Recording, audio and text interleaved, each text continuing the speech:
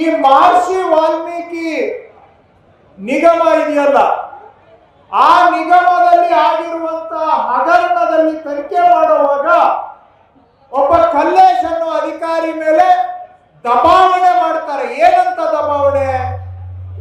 ನೀನು ಸುಳ್ಳು ಹೇಳಿಕೆಯನ್ನ ಕೊಡಬೇಕು. ಈ ಮಹರ್ಷಿ ವಾಲ್ಮೀಕಿ ಹಗರಣದಲ್ಲಿ ಮಾನ್ಯ ಸಿದ್ದರಾಮಯ್ಯ ಅವರು, ಡಿ ಕೆ ಶಿವಕುಮಾರ್ ಅವರದ್ದು ಪಾತ್ರ ಇದೆ ಅಂತ ಸುಳ್ಳು ಹೇಳಿಕೆಯನ್ನ ನೀನು ಕೊಡಬೇಕು. ಅವರನ್ನ ಇದರಲ್ಲಿ ತಪ್ಪು ಸಿಕ್ಕಿಸಬೇಕು.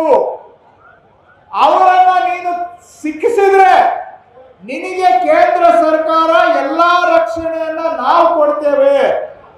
ನೀವು ಸುಳ್ಳು ಹೇಳಿಕೆಯನ್ನ ಕೊಡ್ಲಿಲ್ಲ ಅಂತ ಹೇಳಿದ್ರೆ ನಿನಗೆ 7 ವರ್ಷ ಜೈಲಿಗೆ ಕಳಿಸ್ತೀವಿ ಅಂತೇಳಿ ಅವ್ರ ಮೇಲೆ ಒತ್ತಡ ತರ್ತಾರೆ.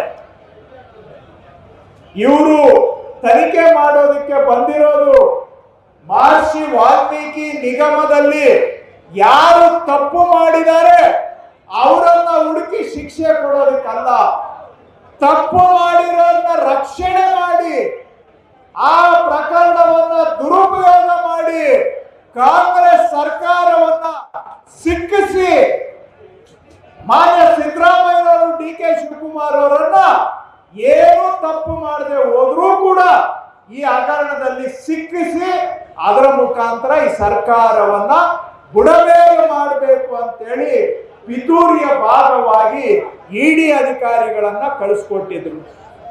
ಆದ್ರೆ ಆ ಕಲ್ಲೇಶ್ ಅನ್ನೋ ಅಧಿಕಾರಿ ಅವರ ಒತ್ತಡಕ್ಕೆ ಬಗ್ಗಲಿಲ್ಲ. 7 ವರ್ಷ ಜೈಲಿಗೆ ಕಳಿಸ್ತೀವಿ ಅಂತ ಹೇಳಿದ್ರು ಕೂಡ ಹೆದರ್ಲಿಲ್ಲ ಅವನು. ಈ ತರ ಇಡಿ ಅಧಿಕಾರಿ, ಅವನು ಬನ್ಸಲ್ ಅನ್ನುವಂತ ವ್ಯಕ್ತಿ, ಇನ್ನೊಬ್ಬ ಕಣ್ಣನ್ ಅನ್ನುವಂತ ವ್ಯಕ್ತಿ ನನ್ನ ಮೇಲೆ ಸುಳ್ಳು ಹೇಳಿಕೆ ಕೊಡೋದಕ್ಕೆ ಒತ್ತಡ ಹಾಕಿದ್ದಾರೆ ಅಂತೇಳಿ ಅವನು ಇವತ್ತು ಪೊಲೀಸ್ ಸ್ಟೇಷನ್ ಅಲ್ಲಿ ಇಡಿ ಅಧಿಕಾರಿಗಳ ಮೇಲೆ ಕೇಸನ್ನ ದಾಖಲು ಮಾಡಿದ್ದಾನೆ. ಅದ್ರ ಮೇಲೆ ಈಗ ಕೋರ್ಟ್ ನಲ್ಲಿ ಕೇಸ್ ನಡೀತಾ ಇದೆ. ನಾನಿನ್ನ ಹೆಚ್ಚಿಗೆ ಹೇಳಲಿಕ್ಕೆ ಹೋಗೋದಿಲ್ಲ. ಆ ಮುಖಾಂತರ ಅಲ್ಲಿಗೆ ಉದ್ದೇಶ ಏನು ಅಂದ್ರೆ, ಏನೇ ಮಾಡಿ ಕಾಂಗ್ರೆಸ್ ಸರ್ಕಾರವನ್ನ ಸುಳ್ಳು ಕೇಸುಗಳಲ್ಲಿ ಸಿಕ್ಕಿಸಿ ಈ ಸರ್ಕಾರವನ್ನ ಕಿತ್ತಾಕೋದಕ್ಕೆ ಪಿತೂರಿಯ ಒಂದು ಭಾಗ.